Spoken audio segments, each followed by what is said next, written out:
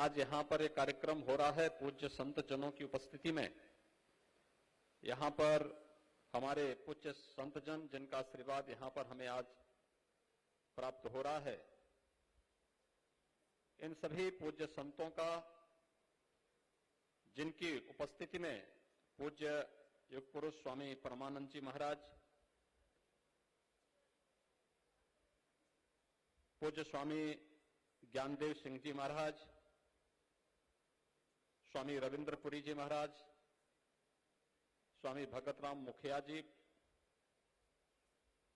स्वामी चिदानंद मुनि जी महाराज, स्वामी यतीन्द्रानंद गिरी जी महाराज,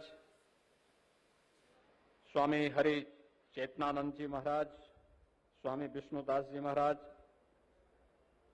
स्वामी महंत देवानंद सरस्वती जी महाराज, महंत ईश्वरदास जी महाराज, स्वामी शिव प्रेमानंद पुरी जी महाराज, महंत महेश पुरी जी महाराज, महंत अरुणदास जी महाराज, महंत चेताईनाथ जी महाराज, ऐसे सभी हमारे पूज्य संत जनों की एक लंबी श्रृंखला यहां पर है। मैं उन सबको नमन करते हुए उनका आज के इस कार्यक्रम में हृदय से अभिनंदन करता हूं, उनका हृदय से स्वागत करता हूं। आज का कार्यक्रम आपके सामने हमारे मंच पर अभी जिन महानुभावों का उद्बोधन आप सबको सुनने को मिला है, उससे बहुत स्पष्ट हो चुका है। उत्तराखंड बनने के बाद उत्तर प्रदेश और उत्तराखंड के बीच में संपत्ति विवाद चला रहा था और 21 वर्षों से यह मामला जब आपसी सहमति और संवाद से नहीं सुलझ पाया तो ये न्यायालय में चला गया और न्यायालय में जाने के बाद अनसुलझा हो गया। 2017 में जब मुझे उत्तर प्रदेश का मुख्यमंत्री बनाया गया और उसी समय भारतीय जनता पार्टी की सरकार से त्रिवेंद्र सिंह रावत जी के नेतृत्व में उत्तराखंड में बनी, एक मामला सुप्रीम कोर्ट में जो चल रहा था, सुप्रीम कोर्ट ने बहुत तीखी टिप्पणी की थी। मुश्किल से सरकार बने हुए एक सप्ताह हुए थे, इस समय तीखी टिप्पणी हुई थी। तो मैंने अपने उत्तर प्रदेश सरकार के अधिकारियों से पूछा, मैंने कभी ये न्यायालय को, माननीय न्यायालय को इसमें इतनी तीखी टिप्पणी करने की आवश्यकता क्यों पड़ी? क्या हम इसका समाधान बैठ करके नहीं कर सकते थे? लेकिन जो अक्सर नौकरशाही की प्रवृत्ति होती है टाल मटोल करने की, और उसके कुछ समय के बाद मेरे पास उत्तराखंड के माननीय मुख्यमंत्री जी का भी फोन आया कि हम लोग इस मुद्दे पर बैठना चाहते हैं। मैंने कहा भी हम बैठ करके इसका समाधान हम भी चाहते हैं, और मैं आज धन्यवाद भी दूंगा और बधाई भी दूंगा श्री पुष्कर सिंह धामी जी को और उनकी पूरी टीम को कि यहां पर अलकनंदा उत्तराखंड सरकार को प्राप्त हो गया है और उत्तर प्रदेश को भागीरथी मिल गई है। भाइयों बहनों, भारत की जो जीवन धारा है, उस जीवन धारा की आत्मा है मां गंगा, और गंगा तब बनती है जब अलकनंदा और भागीरथी एक साथ मिलती है, तभी गंगा बनती है। तो ये भारत की एक उज्ज्वल जीवन धारा है जिसको लेकर के जो प्रधानमंत्री मोदी जी की उस परिकल्पना को, एक भारत श्रेष्ठ भारत की परिकल्पना को साकार करता है कि लोकतांत्रिक रूप से चुनी गई सरकारें अपनी समस्या का समाधान संवाद के माध्यम से करेंगे, और संवाद के माध्यम से समस्या का समाधान का एक उत्कृष्ट उदाहरण आपके सामने इन दोनों सरकारों ने एक साथ मिलकर के किया है कि आज से अलकनंदा उत्तराखंड सरकार के लिए और भागीरथी का जो नया निर्माण हुआ है, ये उत्तर प्रदेश सरकार के लिए यहां पर आज समर्पित किया जा रहा है। एक बहुत बड़ा अवसर है दो राज्यों के बीच में आपसी संवाद से समस्या का समाधान निकालना, और नहीं तो ये अंतहीन सिलसिला चलता, लोअर कोर्ट में, फिर हाई कोर्ट में, फिर सुप्रीम कोर्ट में, फिर सुप्रीम कोर्ट एक बार फैसला देता, फिर रिवीजन में लोग जाते, फिर उसके बाद जो है तमाम अन्य उसमें उलझाने के लिए 10 बहाने होते हैं। लेकिन हम लोगों ने मोदी जी से एक ही बात सीखी है कि मामले को उलझाना नहीं है, बल्कि उसकी जड़ में पहुंच करके उस समस्या का हमेशा के लिए समाधान निकालना है। और उसका समाधान के रास्ते पर उत्तर प्रदेश और उत्तराखंड सरकार दोनों मिलकर के आगे बढ़ रही हैं, जिसमें आज अलकनंदा जो होटल है वहां उत्तराखंड सरकार को, आज मैंने यहाँ पे उत्तराखंड के मुख्यमंत्री जी को उसकी चाबी सौंपी है। अब उत्तराखंड में अलकनंदा होटल का पूरा मुनाफा उत्तराखंड सरकार ले और उत्तर प्रदेश अपना पर्यटन आवास गृह के रूप में इस भव्य भवन को, जो आज पूज्य संतों के आशीर्वाद से यहाँ पर आज प्रारंभ हो रहा है, वह उत्तर प्रदेश वासियों के लिए यहाँ पर निर्मित होकर के हम यहाँ पर उत्तर प्रदेश को उपलब्ध करवा रहे हैं। एक साथ ये प्रक्रिया संवाद के माध्यम से समाधान के रास्ते पर निकल सकती है और उसी समाधान के रास्ते को आगे बढ़ाते हुए हम लोगों ने ये कार्य किया है। भाइयों बहनों, ये उत्तराखंड देवभूमि है और उत्तराखंड के देवभूमि न केवल भारत की आध्यात्मिक रूप से पूरे भारतवासियों को, 100 करोड़ भारतवासियों को अपनी ओर आकर्षित कर सकती है, उतनी क्षमता रखती है। कौन ऐसा भारतीय होगा जो उत्तराखंड के 4 धामों का दर्शन करने के लिए ललायित न हो? कौन ऐसा होगा जो हरिद्वार में मां गंगा में हर जी की पेड़ी में स्नान करने के लिए अपने आप को उतावला न पाता हो?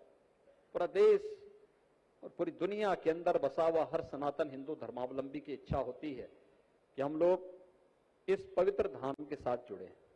और मैं जब उत्तराखंड की बात करता हूं तो स्पिरिचुअल टूरिज्म के साथ साथ इको टूरिज्म की अपार संभावनाएं उत्तराखंड के अंदर मौजूद हैं। लाखों नौजवानों को नौकरी और रोजगार की संभावनाओं और स्वावलंबन के मार्ग पर अग्रसर करने की उन संभावनाओं को आगे बढ़ाने के लिए आज जिस मजबूती के साथ केंद्र और प्रदेश सरकार कार्य कर रही है, उसी श्रृंखला में आज केदारनाथ धाम जिस भव्य रूप में आया है, अभिनंदनीय है। प्रधानमंत्री जी के विजन का हम सब अभिनंदन करते हैं और उस विजन के साथ हम सबको जुड़ना होगा, हम सबको उसको जीवन में फॉलो करना होगा, उसको अंगीकार करना होगा। हम उसके पीछे चल करके हमारा क्या योगदान हो सकता है, इसके साथ जुड़ करके हम भी अगर अपनी भावनाओं के साथ उसे जोड़ने का कार्य करेंगे, अद्भुत कार्य हो सकता है। उत्तराखंड में केदारनाथ धाम आज संवर चुका है, बद्रीनाथ धाम प्रतीक्षा कर रहा है, वहां पर भी कार्य की परियोजना को आगे बढ़ाने का युद्ध स्तर पर कार्य हो रहा है। हरिद्वार पहले की तुलना में काफी विस्तार हुआ है, काफी अच्छी सुविधाएं मिली हैं। ऋषिकेश में भी उन प्रकार की सुविधाओं को आगे बढ़ाने का कार्य, उत्तराखंड बनने के बाद उत्तराखंड ने अपनी एक नई यात्रा प्रारंभ की है, विकास की यात्रा। यहां की सुख और समृद्धि का आधार बने, ये हम सबके लिए अत्यंत महत्वपूर्ण है। और उसी दृष्टि से आज का एक कार्यक्रम उसी श्रृंखला को आगे बढ़ाने का एक अभियान भी है। मैं इस अवसर पर उत्तराखंड के अपने सभी भाइयों से यही कहूंगा कि हम सबको मिलकर के इस अभियान का एक साथ मिलकर के इसे आगे बढ़ाना होगा। भले ही राज्य अलग अलग होंगे, लेकिन भाव और भावनाएं तो दोनों की एक है, एक जैसी है, एक साथ मिलकर के चलने की जैसी है। और हम लोग मिलकर के हर काम कर सकते हैं, कहीं कोई समस्या नहीं है। अकेले उत्तर प्रदेश 25 करोड़ का बाजार आपके लिए पड़ा हुआ है। उत्तर प्रदेश आपके पास आकर्षित होकर के यहां के धामों का दर्शन करने के लिए आने के लिए उत्सुक है। हमें सुविधाएं देनी होंगी, आतिथ्य सत्कार का, उत्तराखंड की परंपरा का, उसको आगे बढ़ाने के लिए तत्पर होना होगा।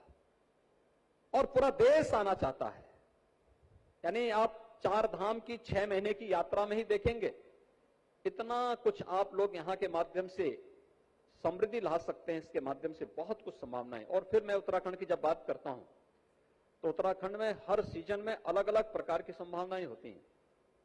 मैं जब 4 धाम की यात्रा बंद होगी तो आपके कुमाऊं से जुड़े हुए नैनीताल और वहां के जो हिल स्टेशन है, जोशीमठ से जुड़े हुए जो आपके हिल स्टेशन है, या उत्तराखंड के जो अन्य उच्च हिमालय से जुड़े हुए जितने हिल स्टेशन है, ये सब फिर उसके लिए पलक पावड़े बिछा करके लोगों के लिए तैयार होते हैं कि लोग अगर पर्यटन के रूप में, श्रद्धा के रूप में आना है तो यहाँ के हर एक जगह, हरिद्वार से लेकर के 4 धाम की यात्रा पर, हर एक डांडे पर और हर एक महत्वपूर्ण स्थल पर जो देव मंदिर हैं, शिवालय हैं, प्रमुख तीर्थ हैं, आप इनका दर्शन करिए। और अगर पर्यटक के रूप में आ रहे हैं तो मुझे लगता है कि देश के उन बिरले राज्यों में उत्तराखंड है जिसका फॉरेस्ट कवर भी बढ़ा है। यहां पर बहुत सारे ऐसे स्पॉट हैं जहां पर इको टूरिज्म की ढेर सारी संभावनाएं आज भी हम सबको लालायित करती, पूरे देश और पूरी दुनिया को अपनी ओर लालायित करती है। और उन संभावनाओं को विकसित करने की दिशा में एक कार्य जहां उत्तराखंड के अंदर हो सकता है, वहीं हम लोगों ने उत्तर प्रदेश के अंदर प्रधानमंत्री मोदी जी के इस विजन को बहुत अच्छे ढंग से आगे बढ़ाया है। आप सभी पूज्य संतों का आशीर्वाद प्राप्त हुआ था। भव्य कुंभ और दिव्य कुंभ कैसे हो सकता है, यह प्रयागराज ने आप सबके सामने प्रस्तुत किया। कुंभ की अवधारणा को आगे बढ़ा करके हर एक आयोजन को हम कैसे इसको आगे बढ़ा सकते हैं। हमने विगत वर्ष वैष्णो कुंभ के रूप में वृंदावन में एक भव्य आयोजन करके उस कार्यक्रम को आगे बढ़ाने का कार्य भी किया था। और यही नहीं, आज आप में से तमाम पूज्य संतों को जब प्रधानमंत्री मोदी जी ने काशी में काशी विश्वनाथ धाम का लोकार्पण किया था, उस आयोजन के साथ जुड़ने का अवसर प्राप्त हुआ होगा। काशी विश्वनाथ धाम प्रथम चरण का कार्य पूरा हो गया, सेकंड चरण का कार्य अंतिम स्टेज में चल रहा है। इस मई के अंदर वह कार्य भी पूरा हो जाएगा। और काशी विश्वनाथ धाम की स्थिति यह है कि 1 लाख श्रद्धालु प्रतिदिन आ रहा है वहां पर। वर्तमान में मुख्य मुख्य पर्वों और त्योहारों पर यह संख्या 5 से 7 लाख प्रतिदिन जाती है। जिस काशी में हम एक साथ काशी विश्वनाथ मंदिर में 50 श्रद्धालु एक साथ एकत्र करने की क्षमता नहीं रखते थे, आज वहां पर हमारे पास 50,000 श्रद्धालु एक साथ एक समय खड़ा होना चाहेगा तो वहां पर काशी विश्वनाथ धाम के अंदर खड़ा हो सकता है, दर्शन कर सकता है, पूजा में भाग ले सकता है। इस प्रकार की संभावनाएं बनती हैं और ये संभावना वहां पर बनी है। इसमें पूज्य संतों का आशीर्वाद भी था, उनका सहयोग भी था। ये हो सकता है काशी के विकास में इससे योगदान होगा, लेकिन इस प्रकार का कार्यक्रम हमारे पूज्य संतों का सम्मान भी बढ़ाता है, उनके गौरव में वृद्धि करता है, उनके प्रति लोगों की धारणाओं को बदलता है। आज काशी विश्वनाथ धाम भव्य रूप में देश और दुनिया के सामने है।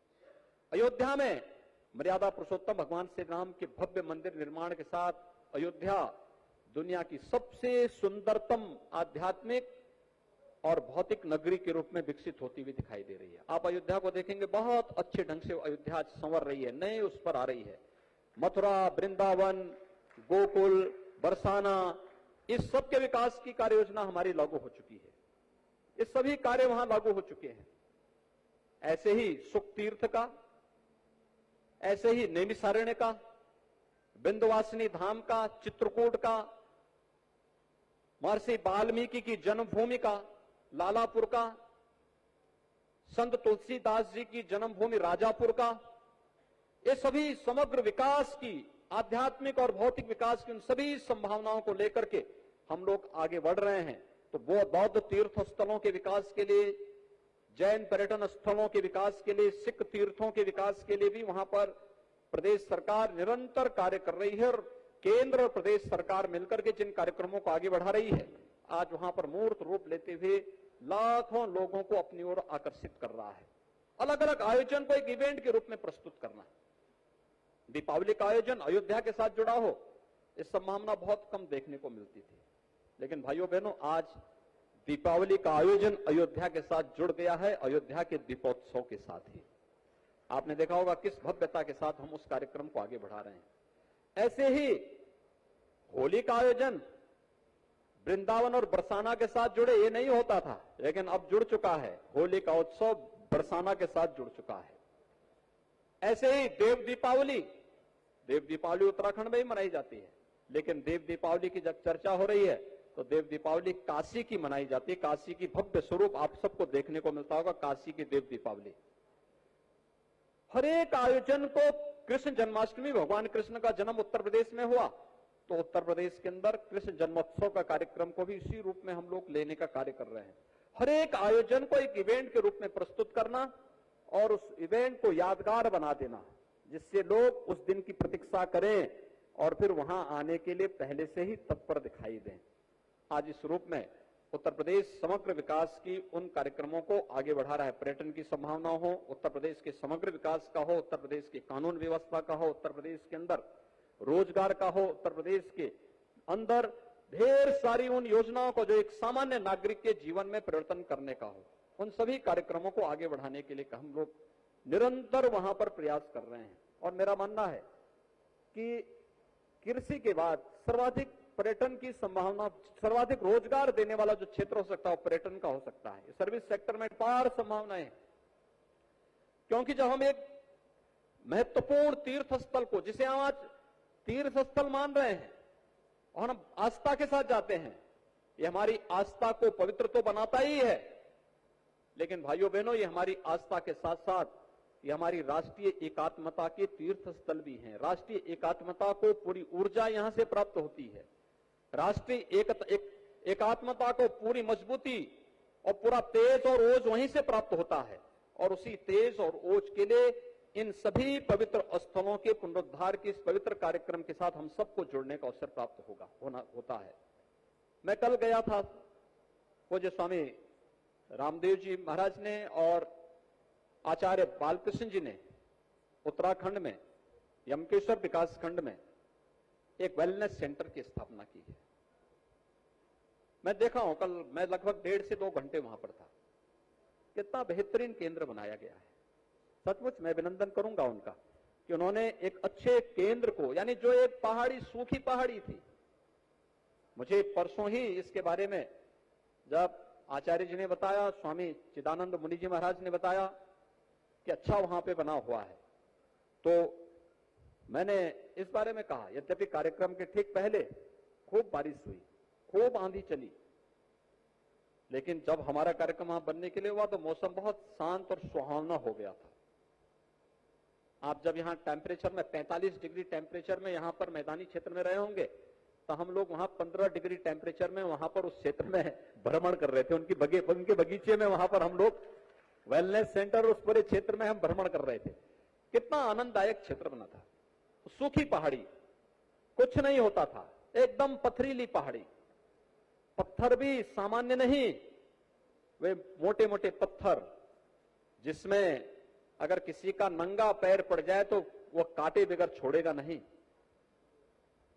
उस पथरीली जमीन पर कल मैं देख रहा था, मैंने वहां पर आड़ू खाया, खुमानी खाया। खुमानी मुझे परसों भी वहां खाने का अवसर प्राप्त हुआ था।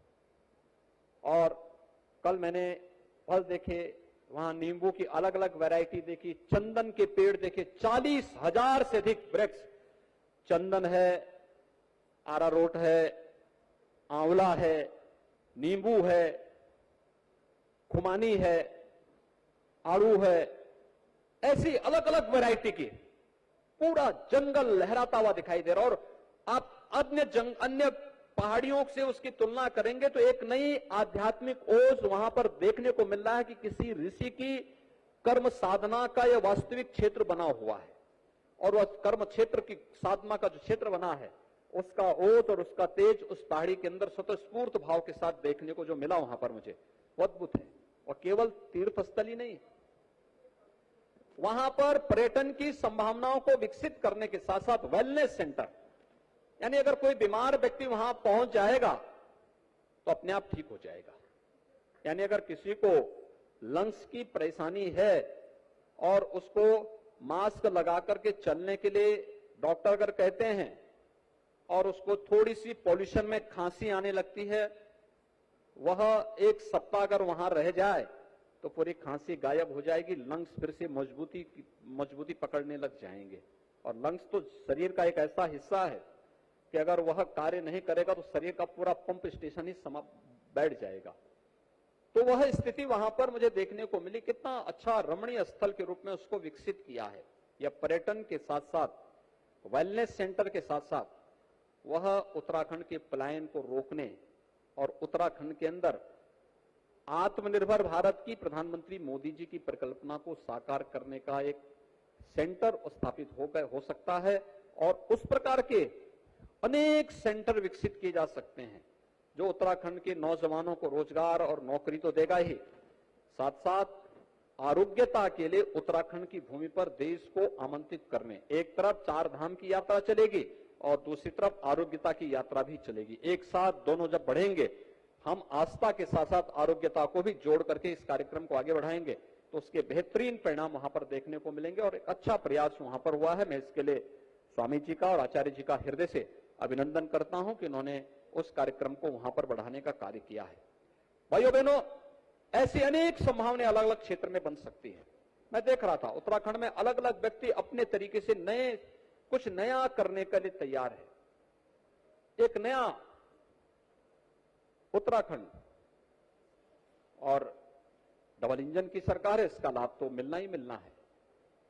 हर एक अच्छे कार्य में प्रधानमंत्री मोदी जी का सानिध्य है, उनका मार्गदर्शन, उनका सहयोग प्राप्त होता है। आज का जो एक कार्यक्रम है, यह एक भारत श्रेष्ठ भारत की प्रधानमंत्री मोदी जी की परिकल्पना को ही साकार करने का उत्तर प्रदेश और उत्तराखंड का एक सामूहिक पहल का परिणाम है, जिसमें हम लोगों ने इस कार्यक्रम को विस्तार से यहां पर प्रस्तुत किया है और ये चीजें आप सबको देखने को मिली है। मैं विश्वास के साथ कह सकता हूं कि जैसे आज अलकनंदा यहां पर हमने उत्तराखंड सरकार को सौंपा है और माननीय मुख्यमंत्री उत्तराखंड श्री पुष्कर सिंह धामी जी को उसकी चाबी सौंपी गई है कि अब इसको आप लीजिए, यह आपकी परिसंपत्ति भी। उत्तर प्रदेश भागीरथी को लेकर के अपनी यात्रा को आगे बढ़ाएगा। और याद रखना, जीवन की जो धारा है, जो गंगा जिसकी आत्मा है, ये तभी गंगा बनती है जब भागीरथी और गंगा मिलकर के, भागीरथी और अलकनंदा मिलती है, तभी गंगा बनती है। और उसी गंगा की धारा को जो जीवन की धारा बन सके, भारत की धारा बन सके, उस धारा को हम लोगों को इसी रूप में आगे बढ़ा के लेके चलना है। जितनी भी हमारी समस्याएं हैं, वे सभी समस्याएं बहुत अच्छे ढंग से समाधान की ओर बढ़ी हैं और उसका समाधान, सबका समाधान होगा। हमने कहा ना, हम समस्याओं को छोड़ते नहीं, ध्यान से सुनेंगे, लेकिन समाधान उसका इस रूप में निकालेंगे कि हर पक्ष अपने आप को संतुष्ट महसूस करेगा और हर व्यक्ति प्रफुल्लित महसूस करेगा। और यह स्थिति रही। मैं आप सबका हृदय से धन्यवाद ज्ञापित करूंगा। पूज्य संतों का खासतौर पर उनका आशीर्वाद आज यहां प्राप्त हो रहा है। मैं पिछले 3 दिन से उत्तराखंड में हूं और पिछले 3 दिन से मुझे उत्तराखंड में अलग अलग जगहों पर देखने को जगह जाने का अवसर प्राप्त हुआ है और मुझे बहुत अच्छा लगा कि ये मेरी मातृभूमि भी है और मेरी मां भी यहीं निवास करती है। तो मुझे दोनों के दर्शन करने का सौभाग्य प्राप्त हुआ। तो मुझे इन 3 दिनों में बहुत ही अच्छा, बहुत अच्छी अनुभूति, बहुत ही अच्छी चीजें यहां पर देखने को मिली। बहुत अच्छी दिशा में यहां पर उत्तराखंड अच्छा आगे बढ़ रहा है और मुझे विश्वास है कि उत्तर प्रदेश और उत्तराखंड मिलकर के यहां के विकास के लिए जो कुछ भी सहयोग हो पाएगा, उत्तर प्रदेश सरकार इसमें भरपूर सहयोग करेगी। हम लोग सभी मिलकर के, मुझे लगता है उत्तर प्रदेश वासी इस बारे में भावनाएं रखता है कि यहां का समग्र विकास होना चाहिए। यहां पर हर एक समस्या के समाधान के लिए यहां की सरकार के द्वारा जो पहल की गई है, उसमें एक सकारात्मक सहयोग मिलना चाहिए और उस सकारात्मक सहयोग के लिए हम सभी लोग मिलकर के कार्यक्रम आगे बढ़ाएंगे। मैं एक बार फिर से यहां के माननीय मुख्यमंत्री जी का और उनकी पूरी टीम को हृदय से धन्यवाद दूंगा कि उनके सकारात्मक सहयोग से सभी कार्यक्रम समयबद्ध ढंग से आगे बढ़े। त्रिवेंद्र सिंह रावत जी ने जिस पहल को आगे बढ़ाया था, पुष्कर सिंह जी ने उसको चरम तक पहुंचा करके उसको समाधान के मार्ग तक आगे बढ़ाया है और आज यहां पर पूरी तरह समाधान के उस पर हम पहुंच चुके हैं। पूज्य संतों के सानिध्य में सारे कार्यक्रम यहां पर संपन्न हुए हैं और पूज्य संत तो वैसे भी उनका अपना कुछ भी नहीं होता, जो कुछ भी होता है लोक का होता है, समाज का होता है, राष्ट्र का होता है, धर्म का होता है। तो राष्ट्र और धर्म के लिए समर्पित इन पूज्य संतों के सानिध्य में सभी कार्यक्रम आज यहां पर संपन्न हो रहे हैं। मैं इसके लिए पूज्य संतों का एक बार फिर से अभिनंदन करता हूं।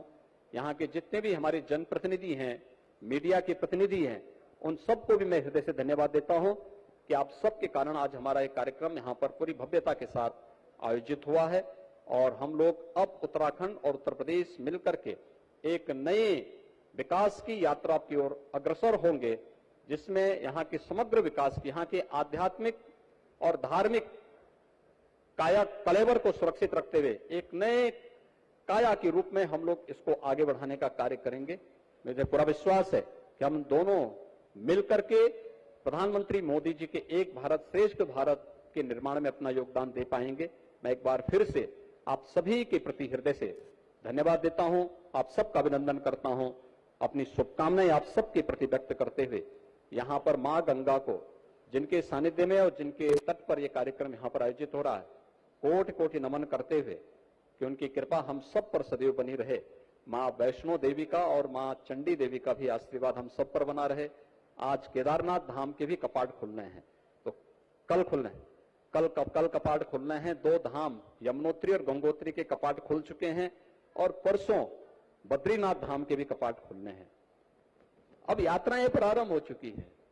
यात्रा का हम आनंद लें और एक अतिथि सत्कार का उत्कृष्ट उदाहरण हम प्रस्तुत करें। उत्कृष्ट उदाहरण हमें प्रस्तुत करना होगा और मुझे लगता है कि यही हमारी पहचान बनेगी। यही उत्तराखंड को एक नई पहचान बनाने के लिए यह हमें आगे बढ़ाएगा। मैं एक बार फिर से आप सबके प्रति अपनी शुभकामनाएं देता हूं, पूज्य संतों का अभिनंदन करता हूं, उनका आभार व्यक्त करता हूं। उत्तराखंड सरकार को इस समस्या के समाधान के हृदय से धन्यवाद देते हुए अपनी वाणी को यहीं पर विराम देता हूं। धन्यवाद। जय हिंद। बहुत तो सुन रहे थे आप मुख्यमंत्री योगी आदित्यनाथ को, और भागीरथी गेस्ट हाउस का लोकार्पण किया उन्होंने। और ये तस्वीर आज हमने देखी किस तरह से आज मुख्यमंत्री ने तमाम ऐसी बातों का जिक्र किया। उन्होंने कहा कि समाधान बहुत सी ऐसी चीज़ों का निकालना बहुत ज़रूरी होता है और मिल बैठकर परिसंपत्तियों को लेकर जो एक लंबे समय से विवाद चला आ रहा था उसको खत्म करने का काम धीरे धीरे हो रहा है।